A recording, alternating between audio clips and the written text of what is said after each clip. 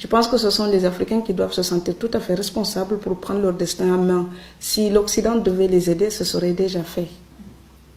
Et il suffit de mettre l'équivalent du budget de la Coupe du Monde dans un pays africain en même temps que la Coupe du Monde. Chaque année, enfin chaque Coupe du Monde, si on faisait ça, tous les pays africains seraient déjà développés. Ce n'est pas une question de moyens, c'est une question de politique. Et une question de prise de conscience. Oui. Je ne comprends pas que les Africains puissent mettre toujours il faut nous aider, il faut nous aider. Mais non, quand votre maison brûle, vous n'attendez pas le voisin, vous commencez à éteindre. Je sais qu'ils luttent, je sais qu'ils travaillent en Afrique, mais il faut qu'ils soient encore plus conscients que leur avenir est dans leurs propres mains, que ça ne viendra pas d'ailleurs. C'est un gros mensonge. S'ils y croient, ils se trompent.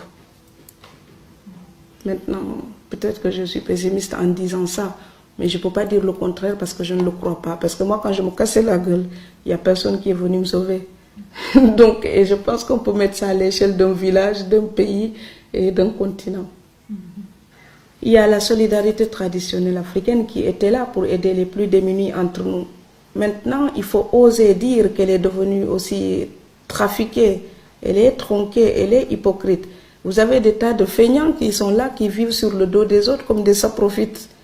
Donc, si je ne travaille pas, mon cousin, ma cousine ou ma soeur ou mon frère va me donner à manger. Ce n'est pas une vie. À un moment donné, il faut se dire, tout le monde a la responsabilité d'assumer son existence. Et on n'a pas les mêmes chances.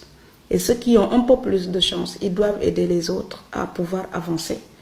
Mais les autres, ils ne doivent pas croiser les bras et dire, quelqu'un d'autre va me nourrir tout le temps. Il faut que l'Afrique perde aussi ça. Autant l'Occident est trop égoïste, autant l'Afrique est tellement partageuse qu'elle rend les gens irresponsables. Je pense encore une fois que la solution est dans le mélange des deux, pour une moyenne. Voilà. Il y a eu des documentaires où on voit des filles africaines qui se mettent des crèmes sur la peau pour se blanchir.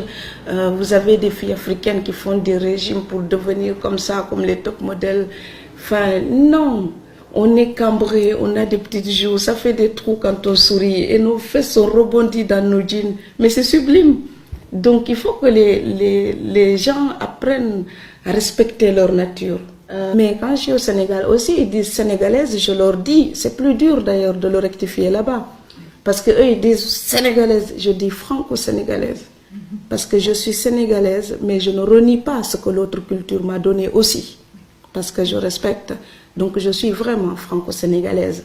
Et quand je suis ici, qui me présente dans des villes en Europe et ils disent écrivain française, je dis non, franco-sénégalaise. Parce que si je n'avais pas été franco-sénégalaise, mes livres n'auraient pas la réalité qu'ils ont, ce que je dis là-dedans.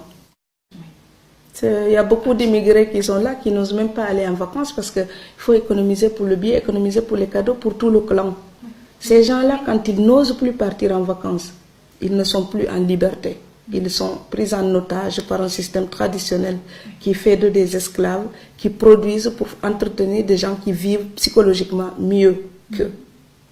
Donc, à un moment donné, il faut aussi que l'immigré soit conscient qu'il est devenu un instrument d'une tradition qui est falsifiée, qui est modernisée pour devenir profiteuse et capitaliste. Cette tradition qui était sociale et humaine, elle se tourne vers le capitalisme. Donc on profite de l'autre pour mieux garder le peu de choses qu'on a. L'immigré ne doit pas accepter ça. Il ne faut pas mentir aux nôtres. C'est à nous les immigrés d'enlever le mensonge des immigrés pour l'apparence. C'est confortable d'arriver au pays de faire comme si on roulait en Jaguar en Europe et avec un jet privé, alors qu'on était simplement boy ou femme de ménage ou quelqu'un qui souffre dans un travail très très dur et mal payé. À un moment donné, il faut oser dire au pays, chacun lutte sous tous les cieux. C'est pareil. C'est pas parce qu'on est en Europe qu'on a tout à distribuer comme ça. Bon, moi je veux aider les gens, je suis consciente du manque. Mais il faut qu'ils soient aussi conscients de mes peines en tant qu'exilés. Or, nous, on oublie parfois de nous demander si on va bien. Et on nous appelle, il faut envoyer ça, ça, ça et ça. Je dis, attends, dis-moi d'abord, est-ce que tu vas bien? Puisque tu ne peux rien me donner, donne-moi un peu d'amour. Après, tu pourras demander matériellement. Mais nous aussi, on n'a pas besoin de leur aide matérielle pour vivre. On a besoin de leur soutien psychologique. On a besoin de leur amour pour pouvoir trouver la force d'aller gagner ce qui nous permet de les aider matériellement. Et ça, parfois, ils l'oublient. Donc, ils n'oublient pas nos devoirs vis-à-vis d'eux, mais ils oublient que nous aussi, on pourrait attendre quelque chose d'eux. Il y a l'égoïsme du pauvre. On a tendance à l'excuser tout le temps. Mais le pauvre, il pense toujours qu'il n'y a que lui qui est malheureux sur terre. C'est terrifiant. C'est pour ça que je dis le tiers-monde ne peut voir les plaies de l'Occident. Les siennes l'aveugle. C'est que comme on manque de beaucoup de choses là-bas, parfois ils pensent qu'ils sont les seuls à connaître des problèmes à résoudre, à souffrir de quelque chose. Non, les gens peuvent être très riches et très malheureux. Et l'Occident est très riche et parfois très malheureuse. Très malheureux, l'Europe, j'ai pensé. Et donc, ce décalage entre l'immigré et la famille se joue là. C'est qu'ils pensent comme l'immigré est censé vivre mieux, il est forcément bien dans sa peau. Eh bien, il y a une autre tragédie qui est épargnée aux pauvres. C'est le jour où on a gagné tout l'argent nécessaire pour mener la belle vie. Mais il vous manque tellement d'amour ou tellement de famille pour être bien dans votre peau et jouir de votre bonheur. Et ça, les pauvres, ils ne pensent pas ça. Ils pensent juste à ce qui leur manque. C'est peut-être une chance d'ailleurs. Et en écrivant, j'ai voulu mettre l'absurde jusqu'au bout. C'est-à-dire quand les gens sont capables d'une certaine bêtise, ce n'est pas la peine de rectifier tout de suite. Il faut les laisser aller jusqu'au bout de leur bêtise. Quand ils cognent au mur, ils reviennent tout seuls et ils respectent. Il y a dans le visage de l'emploi et puis Cunégonde à la bibliothèque, il y avait un patron, quand j'arrivais, il disait « Ah, Cunégonde est arrivé !» Et Cunégonde, c'est un personnage horrible de Candide de Voltaire.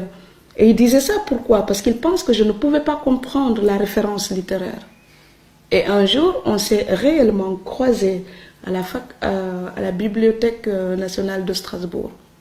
Et c'est seulement là qu'il a compris que je faisais des études de lettres et que quand il disait ces mauvaises choses, j'étais tout à fait capable de comprendre. Et ce jour-là, ce n'était pas moi qui étais l'idiote, c'était lui l'imbécile.